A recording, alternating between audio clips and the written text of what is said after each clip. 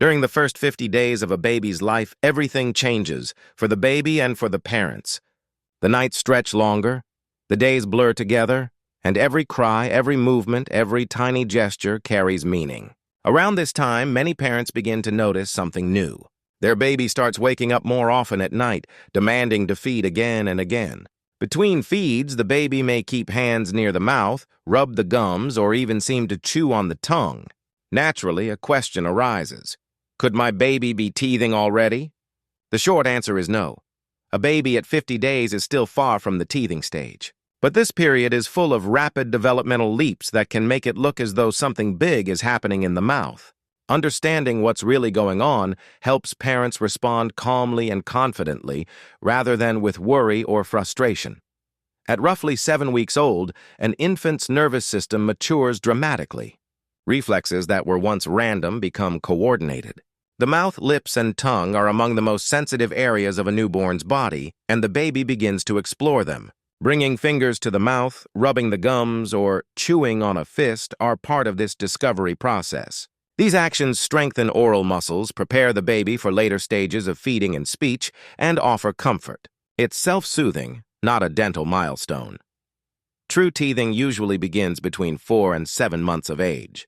Before that, the gums are still soft and teeth buds remain deep under them. So when a 7-week-old baby touches the gums, the cause is curiosity and sensory development, not pain or eruption.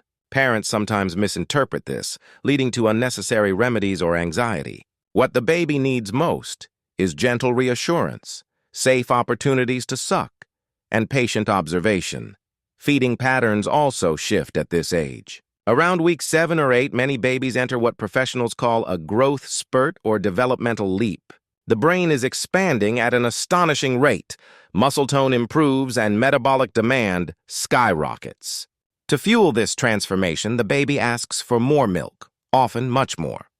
Nighttime, when growth hormones peak, becomes the busiest feeding time. It can feel endless for parents, but it is a natural signal that the baby's body is working hard to grow. For breastfed infants, frequent feeding is not a sign that the milk supply is low. On the contrary, it is how the baby stimulates the body to produce more milk.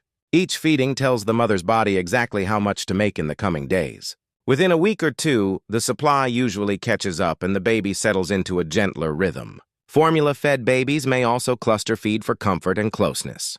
Feeding, after all, is not only nutrition, it's relationship. Night feeding can be exhausting. Many mothers wonder if something is wrong. Yet from a developmental perspective, this pattern is almost textbook. The newborn period is ruled by instinct rather than routine. The baby doesn't yet distinguish day from night. Hunger cues mix with the need for reassurance and warmth.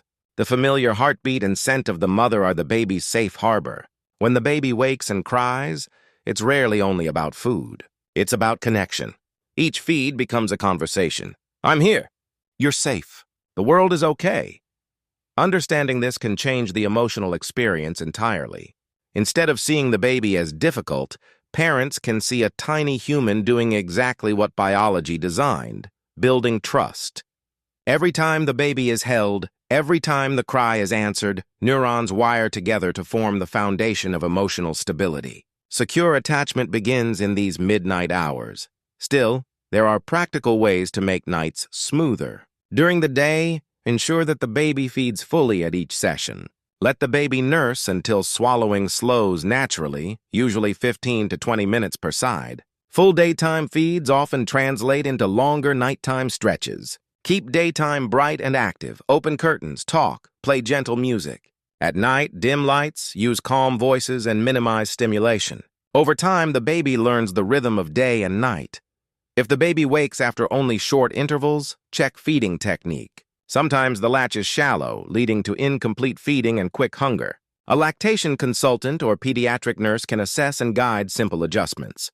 For babies who seem to want to suck constantly but not truly feed, consider that sucking itself is soothing. After satisfying hunger, they may simply crave the comfort of sucking.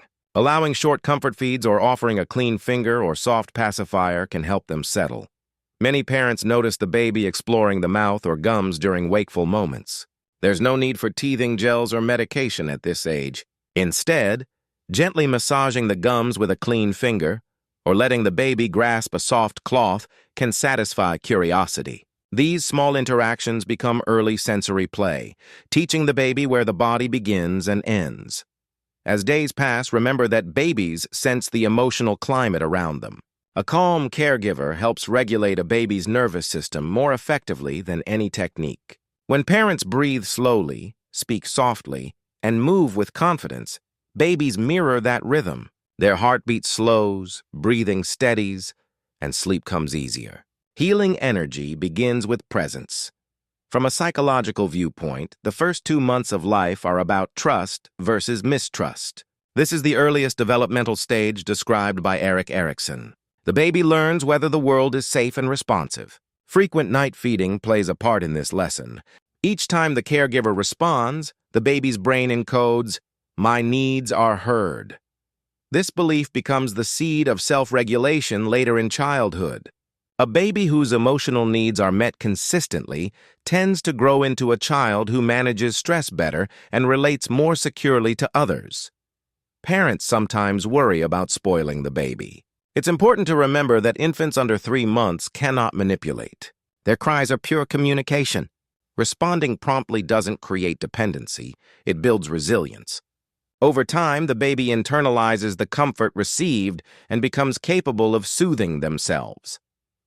While the baby is learning to sleep longer stretches, parents should care for themselves too.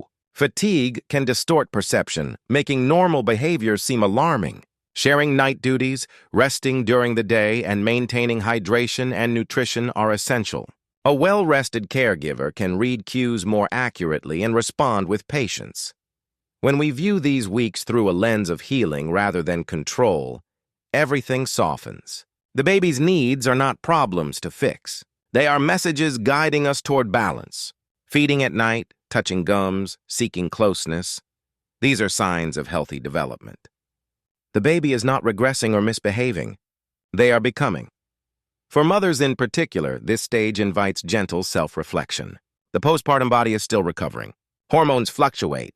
Sleep deprivation can trigger feelings of doubt or frustration. Recognizing these feelings and allowing compassion toward oneself is part of the healing process.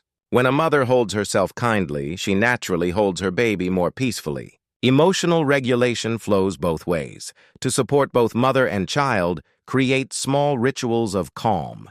Before bedtime, dim lights, hum softly and breathe together. Skin-to-skin contact releases oxytocin, the love hormone, for both. This hormone not only strengthens bonding, but also supports milk flow and reduces stress. In these quiet moments, healing happens without words. Within a few weeks, the intense phase of cluster feeding usually fades. The baby begins to stretch sleep to 3 or 4 hours at a time. Patterns emerge. But the foundation built during those early sleepless nights remains. The baby's nervous system has learned what safety feels like.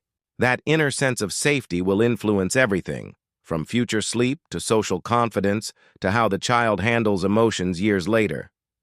So when your 50-day-old wakes repeatedly, remember, this is temporary, purposeful, and profoundly human.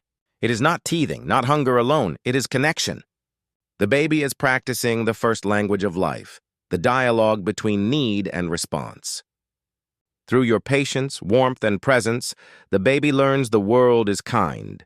In summary, a 2-month-old baby touching the gums is exploring, not teething.